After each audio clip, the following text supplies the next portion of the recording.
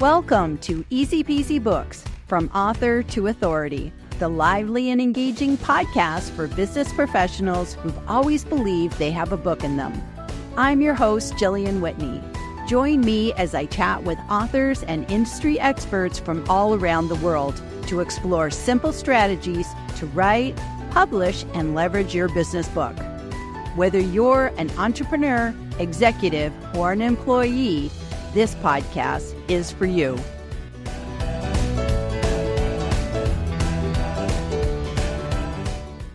And welcome back, everybody, to another edition of the Easy Peasy Books podcast. And I have a very, very special guest in the house today who I have actually met personally, given her hugs. It was such a wonderful experience. We shared the stage together, Uplift Live, a couple of years ago for their debut conference, and it was absolutely brilliant. And so Louise Brogan, please, before we get stuck in, can you go ahead and tell people who you are and what you do, and then we'll talk about your book journey. Okay, well, thank you so much for inviting me onto your fabulous podcast, first of all. So my name is Louise Brogan. I live in Northern Ireland in the UK, and I have three kids who are all, the youngest is now 16, Jillian, so they're not babies anymore. And I run a business helping people with LinkedIn, which is kind of what my book is about. Absolutely. So let's just jump into, what is your book? So I have a copy here on my Kindle, and we have the matching set. We have paperback and Kindle. And so can you tell us, first of all, for anybody who's listening, let me say the title. So it's Raise Your Visibility on LinkedIn with Louise Brogan, because we always have to record for the year as well, because we know people listen to the podcast. And so, Louise, tell us what your book is about, who it's for, and what problem does it solve? Okay. So the book is for people who want to be visible on LinkedIn. So a lot of people are using LinkedIn, especially even more now since like 2020, the number of people on LinkedIn has grown exponentially. But a lot of people I meet, Jillian, don't really know what they should be doing on there. So my book is really for the person. It's not for job seekers. It's for using LinkedIn to raise your profile if you want to be booked as a speaker or booked on podcasts, or you want to generate business, basically. And I've always talked about 4 pillars of LinkedIn, and that's what the book is about. So that is having a good, strong foundation, which is your profile, then what kind of content to share on LinkedIn and why it matters, who to connect with, so how to build a network of value that helps you and you find it interesting. And then the 4th pillar is how does all of this work and come together in the ecosystem that can help you land clients, make really good connections, and grow your business as a result. Brilliant. And, I love how it all goes together. And it's so true that many of us, you can kind of take a survey in the room and you can say, how long have you been on LinkedIn? And people will raise their hand. It'll be like 10 years or whatever. And then you say, now, how long have you actually really been on LinkedIn? And they're like 6 months, because so many of us, right? We make that LinkedIn profile and then we walk away and we just go, LinkedIn doesn't work. And it's like, well, have you ever done anything? You uploaded your resume and you expect it to bring you business when that's not even what you do now. So it's you're right. It's the integration of so much. And I agree. Everything starts with your profile. I actually saw your video today talking about the profile being a foundational, that's where everything rests. So good stuff. So I also like too that your book can also, while it helps business owners, it also can help businesses, right? Because you talk about teams in your book. So this is a good book for a business to get, not just individuals. So you actually are serving 2 audiences, so to speak, aren't you? Yeah, no, absolutely. And there's a whole section about how, if you have a team, you have a company, how can you bring your team members along on board with your plans for LinkedIn to grow the business? It's funny that you mentioned the video that I did today, Jillian. So it's the start of the year as we're recording this, and I have promised myself to be better at actually marketing my own business, which, I do it for other people really well, but I don't do it for myself very well. So what I've done is I've taken my book and I have created a content plan for the next 3 months based on the key structures in the book. And I am promising that I'm going to stick to it. Like, let's see how long that lasts, but that's my intention. So that's why I did a video today about profile, because everything starts with the profile and that's where the book starts. So I thought, right, that's where we're going to start with the content for January and pulling from the stuff I've already written in the book. Perfect. Perfect. And that's a great marketing strategy because, it's not just about launching your book and then you're just like, okay, I'm done. Just like writing the book and you're not done. That's just like the beginning. I always liken it to have a baby. It's like you have all that fun stuff in the beginning and then you got to be pregnant and launch the baby and grow the baby and everything else.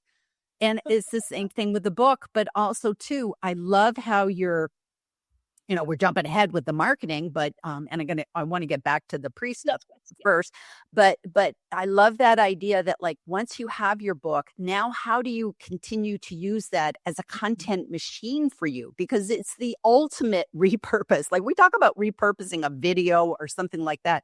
You can repurpose your book and use it as a content strategy. And people will want to learn more about your business, maybe want to learn about your book. Maybe you have courses and programs and other things. So use it as like sort of that hub that everything grows from. So brilliant, brilliant. So let's go back in our time machine. So I remember when you were, sort of first talking about writing the book and the journey, and you wrote it. And then you got into a little bit of problem with LinkedIn. So can you tell us that, because it's like that's kind of the heart of like, oh, where it can be really hard being author when you try to do things right and it creates headaches. So can you take us back to what happened to you? This is literally a year ago because I remember it nearly ruined my Christmas last year. So I wrote the book. And I've always wanted to be a writer, Gillian, even when I was a kid. I read voraciously. I read novels constantly. I can't go to bed at night without reading for 20 minutes. And I always wanted to write. I never thought I'd write a nonfiction book. I always thought I'd write something, Jane Austen style, or I don't know. I don't have that skill set. Maybe that's my retirement. So I wrote the book. And as you say, like, oh my goodness, it's such a labor of love. And you finally actually finish it. It's like, then the work began. It was horrendous. So the reason the book is called Raise Your Visibility on LinkedIn. I have renamed everything else in my business to Raise Your Visibility Online because of what happened with the book. So I was all set to publish the book, and I self-published. And people said, oh, you should go to a publisher. And I thought, I don't want to have to wait another 6 months or another 9 months for this to get out in the world. I just want to get it done and get it out there. And somebody messaged me on LinkedIn and said, Louise, have you checked with the LinkedIn Trademark team? And I'm like, what are you talking about? And a friend of mine is a actually lovely girl called Miranda, who is in New York State, and she had published a book. She says, no, Louise, you need to get approval for your book title from LinkedIn if you have LinkedIn on the title. I was like, right, okay. And I thought, like, all I do is help people with LinkedIn. This shouldn't be that challenging, right? Jillian. I would love to know how long it took me. It took me weeks and weeks. Basically, I came up against a very earnest law. Well, I don't even know what their job title was. I can't remember now, but somebody in the trademark team. And they said, you cannot use the word LinkedIn on your title until you do the following things. And I basically had to take LinkedIn, the word LinkedIn, out of all of my products, all of my packages, bearing in mind my whole business has been about helping people with LinkedIn. That was okay. Then they went on my website and they said, you have to remove our image from all of your blog images. So I love to write. I've written a blog since 2013, I think. So you imagine how many hundreds of blogs there are on my website, and every blog always has a header image because I used to do all the social media. So I knew that I wanted to get my blog onto Pinterest. So there'd be a Pinterest size pin image with the LinkedIn logo on it. And they said, you can't use our logo on any of your images. And I was like, oh my Lord. I actually deleted so many blog posts because I just got fed up trying to redo all the images.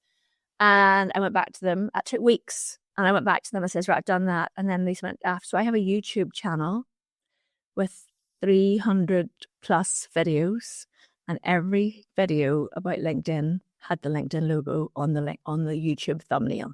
So for people who are listening or watching who don't really pay that much attention to how LinkedIn or how YouTube works as a business, because most people just type something into Google, the YouTube thumbnail comes up, click on it and you watch the video. You don't really think about it at all.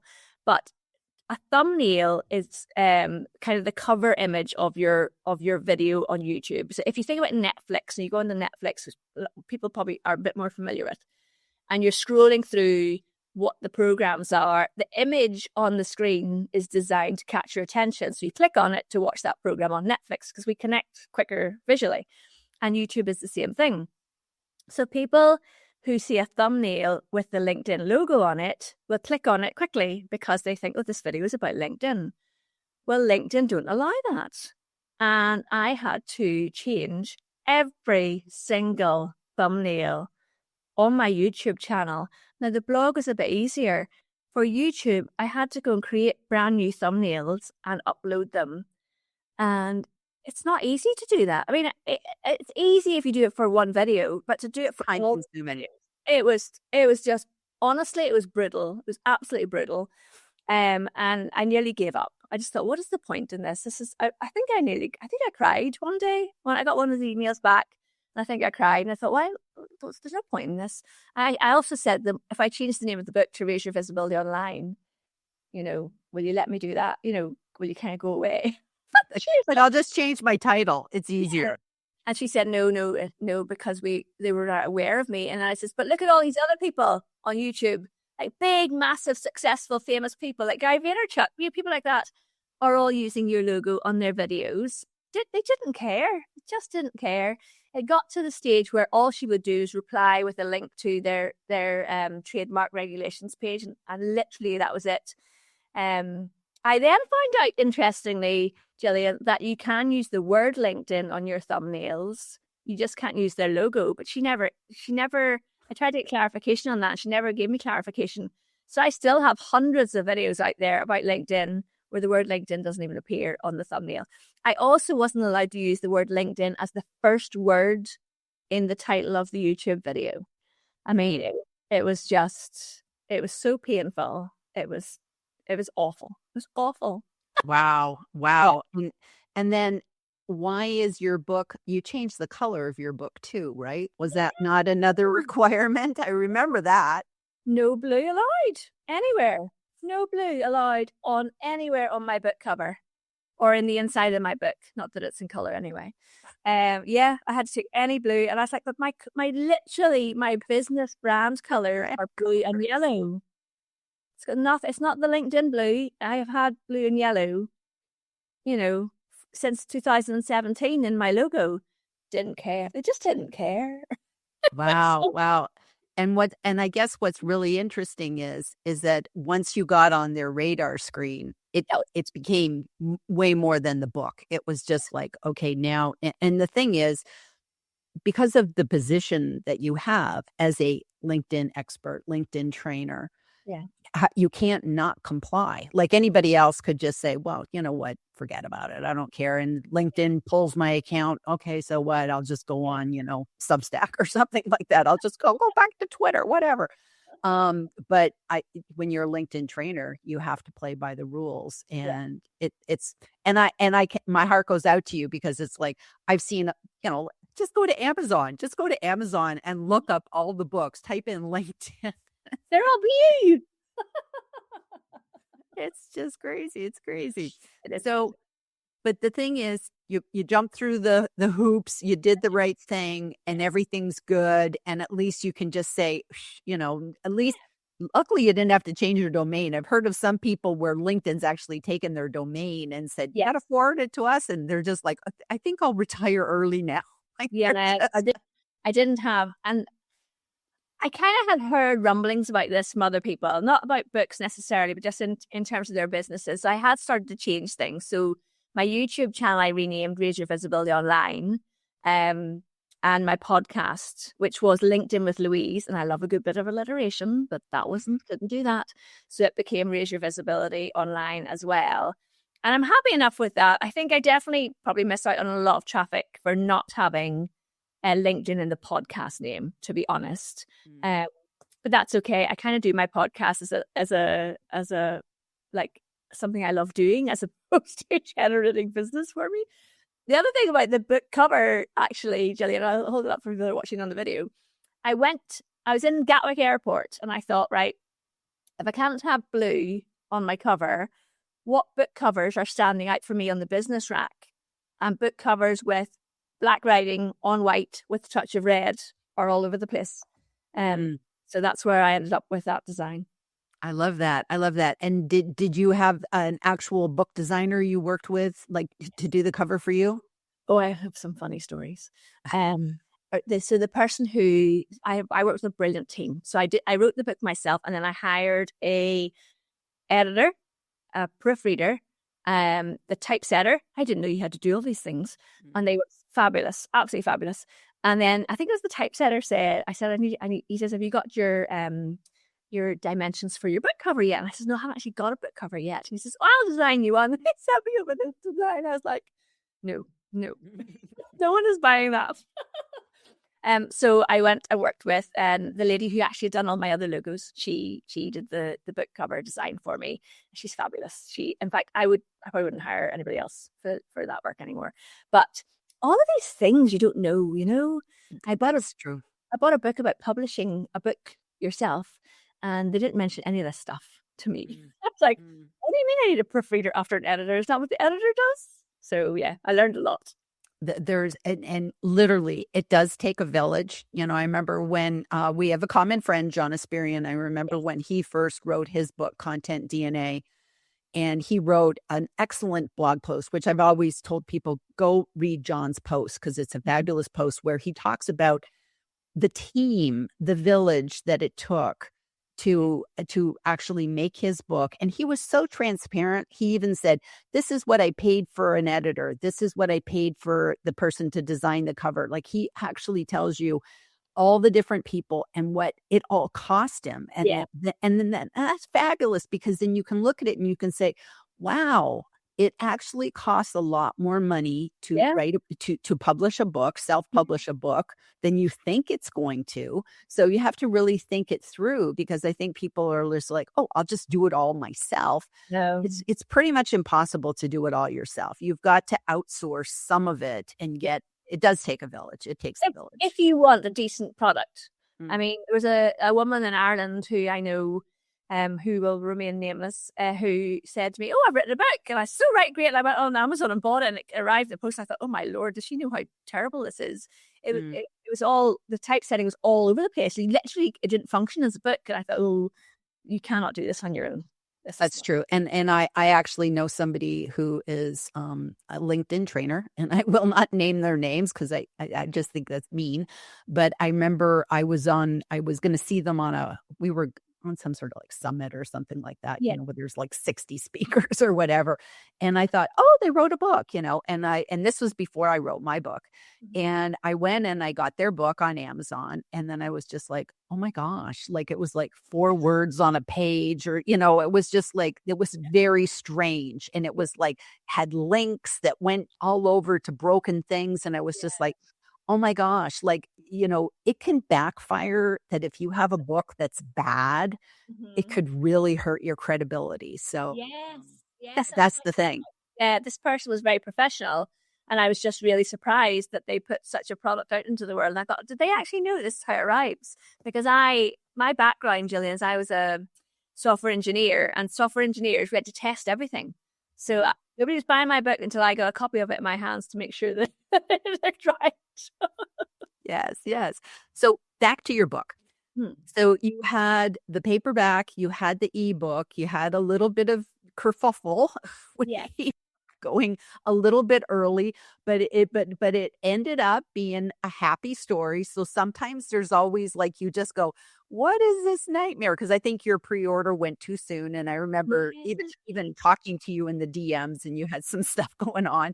And but it went early, but that ended up being okay because that the surprise was the bestseller status that you Yeah. got by doing that.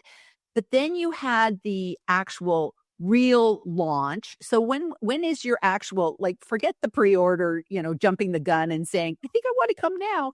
The real book launch, what date was that? Because you should be coming up soon to your Oh, I I should know. I should know that. The reason I'm laughing is because I had so many actual in-person launches. I had a ball with this. I had a ball. When was I don't remember, Jillian, but it must have been. I'm thinking it's like February. I'm thinking Yeah. it was like the beginning of February. Yeah. So you brought up the topic that I'd love to talk about, an in-person launch. So many of us do book launch parties. I've done several of those where we've done online book launch parties on YouTube and LinkedIn, and those are amazing and fun and generate so much, engagement. But there's nothing better than an in-person launch. So, Louise, can you walk us through yours? Because that would be a fabulous learning experience for us. So I had two big ones. I had one in Belfast where I lived, and then I had not a surprise one, but it was much bigger than I thought it was going to be in London. Not in terms of size, but I'll tell you about the Belfast one first. So my friend Claire is a journalist, and I said to her, I'd like to do a proper launch for the book. And we hired the local university, gave us a space. We used to pay for teas and coffees.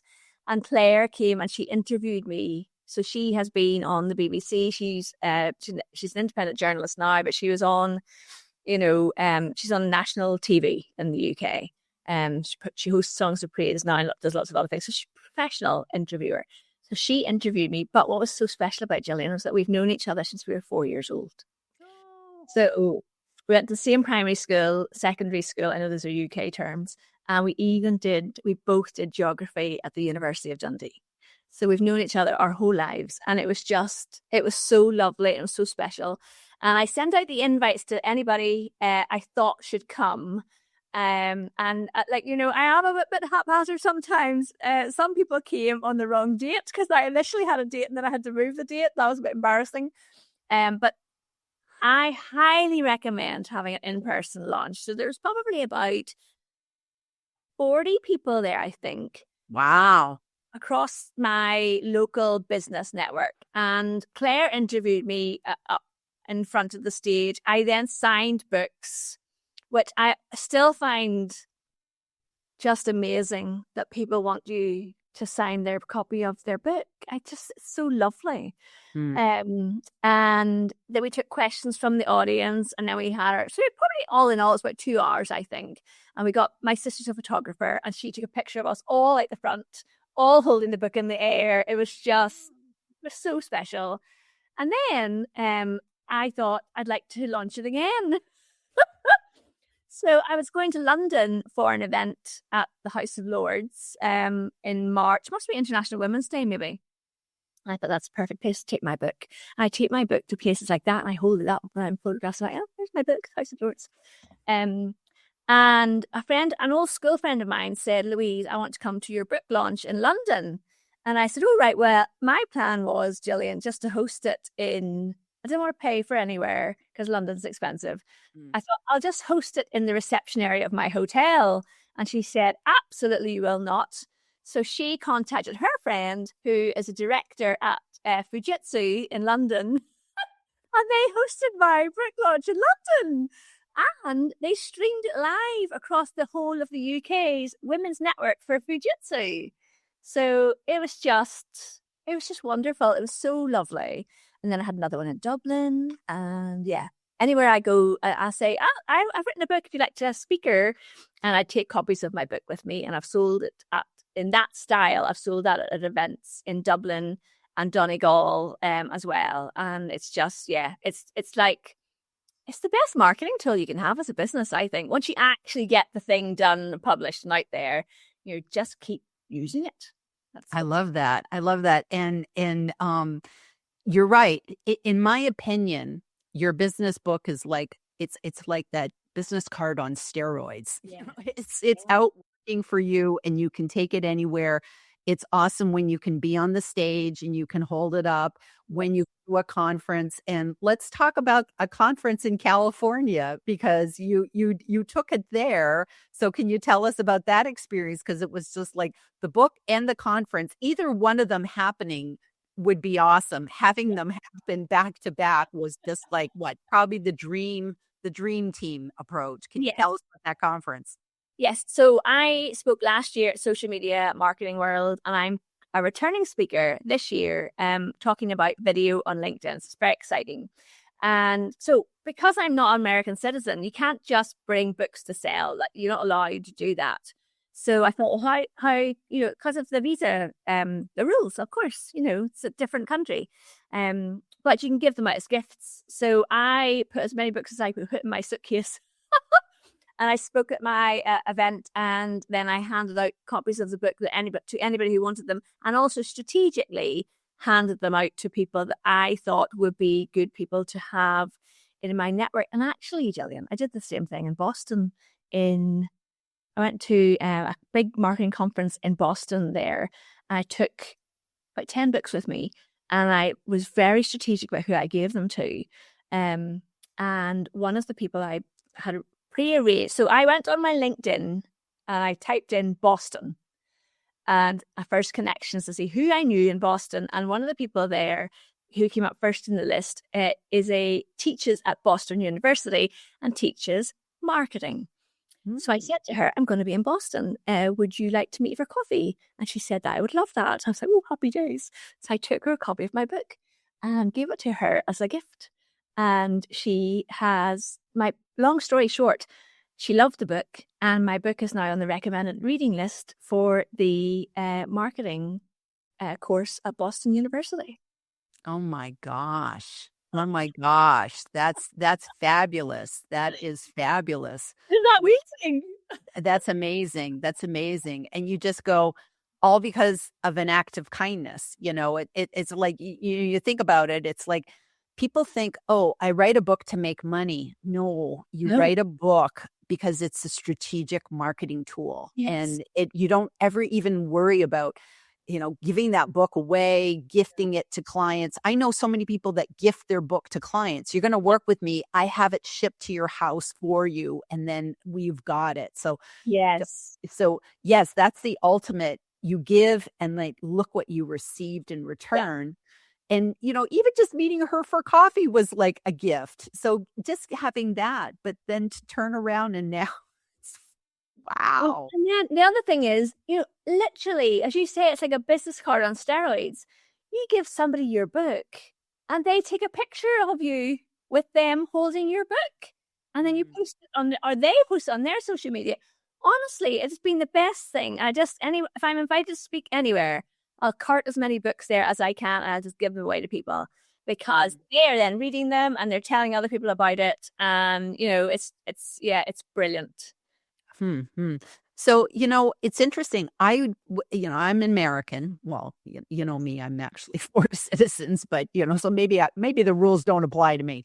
But I did not know that you couldn't bring a book to sell outside of the country. So that's really interesting. Now, have you ever had the experience, like you physically put the books in your suitcase? Can you not drop ship your books through like Amazon and have them shipped to the hotel for you?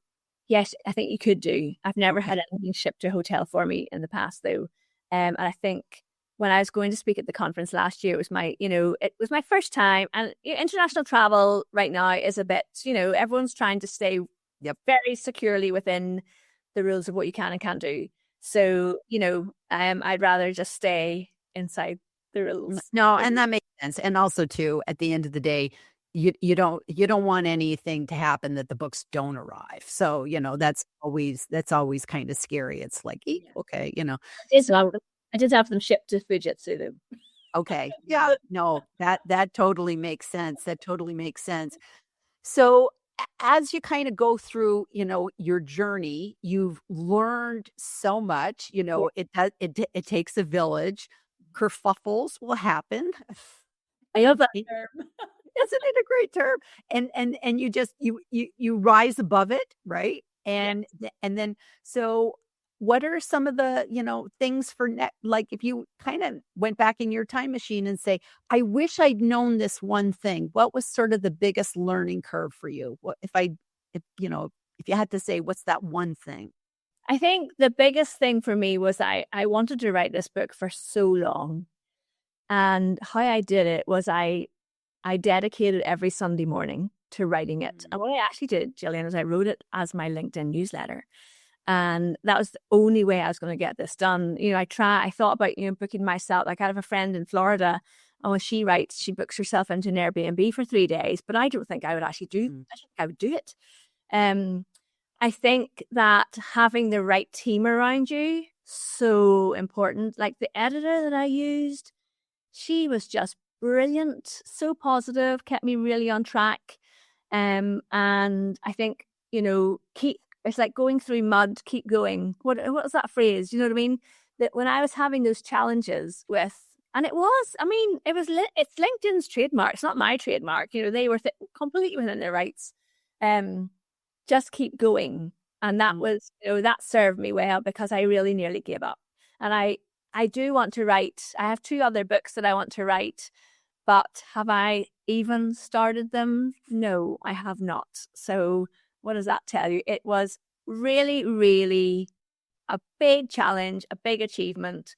And I haven't written another one since. So And that's okay, because it's like, it took me 21 years to write my first book. yeah, But then I started writing, but then I paused and, it's like I waited and I got another one that's in the process, but they're just going to come out when they're supposed to come out. And I always believe we're still learning maybe a lesson that belongs in that book, or right now you have to put all your efforts into this one because it's still serving you. Yes. It's still serving the people that you serve. So it's kind of like the other one will come when it's time to come. Yeah. And you know what is really fascinating to me is that I'm still being invited to come and launch my book, which is, now you're giving me an idea, Gillian, because I'm thinking I should have the anniversary of my launch. That should actually be an event in Belfast. So might have to do Definitely. They're, celebrating your book baby's birthday or book, whatever. Celebrating the anniversary for your book is amazing. I know Tina and I just did that. We celebrated ours, and it was a fun event, and it was online. But what are you going to do when your best bud lives halfway across the world? It's like, we do the best we can with a little help from AI. We can even hug. So it was kind of fun. Well, okay. I want to respect your time and thank you for being here today and sharing your story, the good, the bad, the ugly, and everything in between. But I think the silver lining is that it all works out in the end. And if it's not working out, it's not the end. It just means that you just have to keep going. And then, and I love it. I'm thinking now of like Finding Nemo. Is it Finding Nemo? And it was the fish, and he was like, just keep swimming.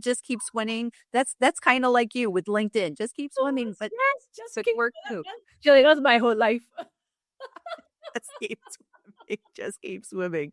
So thank you for being here today, Louise, and thank you for everybody tuning in, listening in, and watching in. And we will see you again here next time. Thank you for tuning in to this edition of Easy Peasy Books, from author to authority. If you found value in today's episode, I'd be grateful if you could leave us a review. It helps other aspiring authors discover our podcast. To learn more about writing, publishing, and leveraging your business book, visit my website at easypeasybooks.com.